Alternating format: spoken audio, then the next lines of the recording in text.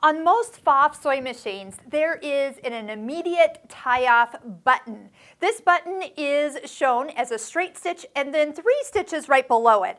That means that when you touch this button, it's going to immediately lock right where you are. This would mean at the end of a straight stitch or in the middle of a decorative stitch. So it's not what you do to put it to the end of a decorative stitch, but if you just need to lock it off immediately by its name, this is what it's going to push.